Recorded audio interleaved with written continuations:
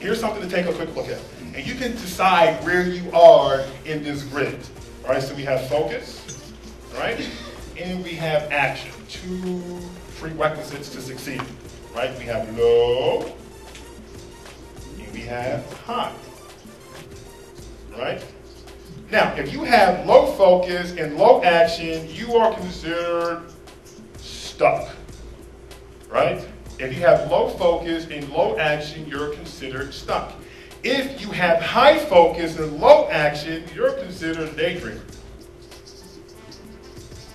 You have all these ideas on your mind, you focus on all these different things you want to get done, but you're not moving. Everybody clear on that? Yeah. Now, if you have what we call low focus and high action, you are messy. Because you're all over the place.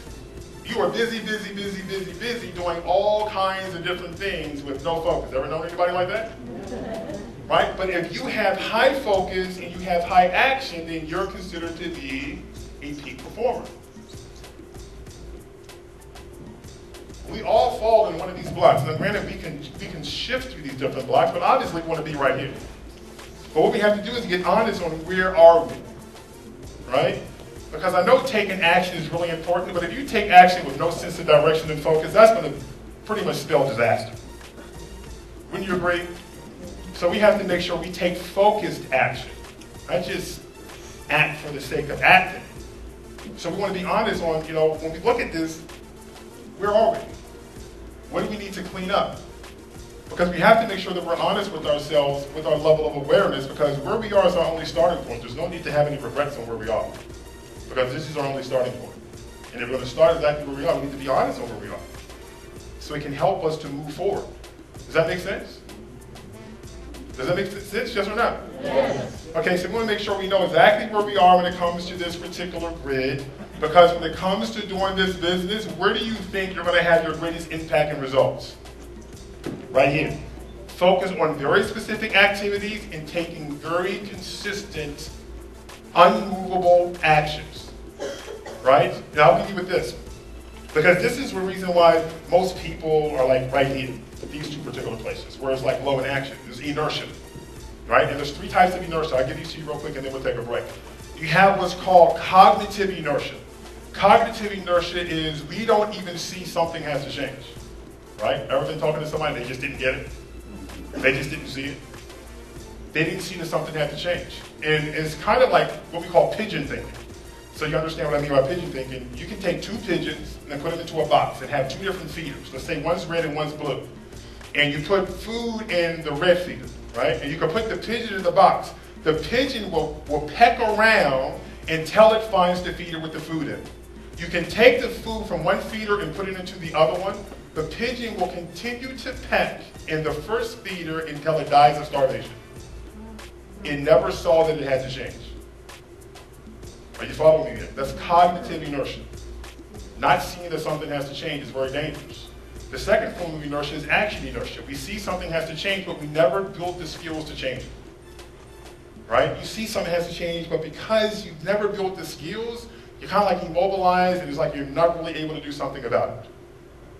Right? And then the third one, which is the place most people live in, is called voluntary inertia, which is we see something has to change. We have the ability to change it, but we don't do anything about it. And you know why we don't do anything about it? No vision. No mission. No why must we win. Are you following me? Yeah.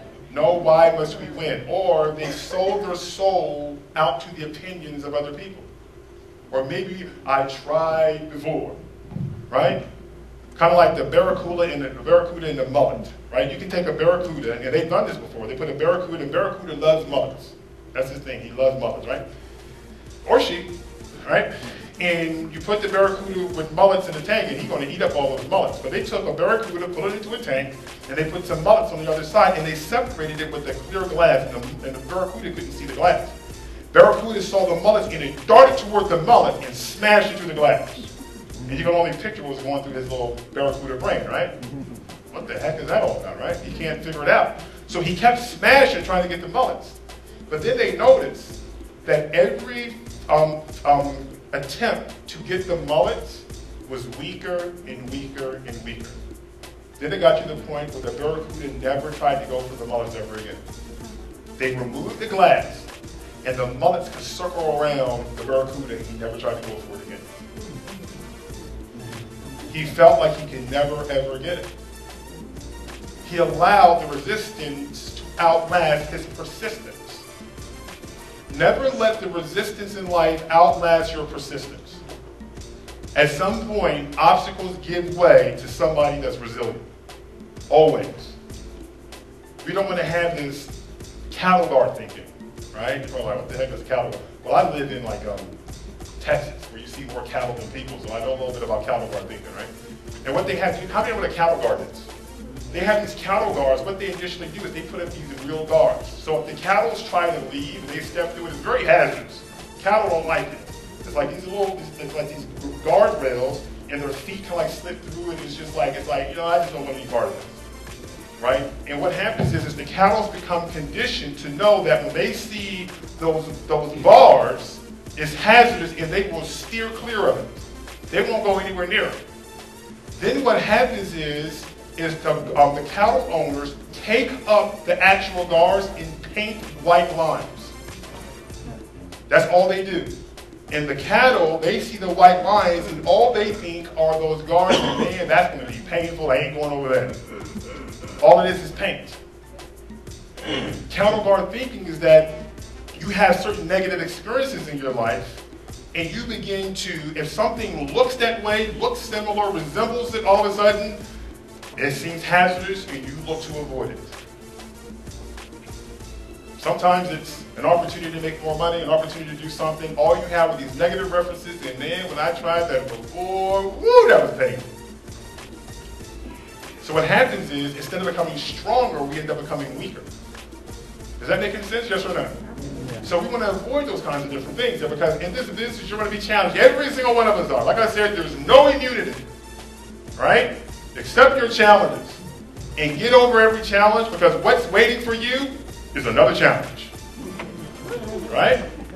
So what we need to do is embrace the fact that we're going to be challenged and figure out a way to be turned on by it and look forward to it, knowing that on the other side are greater rewards. There's always going to be a challenge waiting for us, every single one of us. In this business, man, the rewards are so phenomenal, the learning is so exciting, and it's like, you'll understand soon enough why it's like, you didn't think you're an 8-hour a night person right now. You'll soon see that, you know what, I think I can go on 4 hours this week. Because this business is intoxicating. It really is. It will create a certain healthy obsession for you that all of a sudden just starts to alter how you're living your life, not just financially, but in other areas.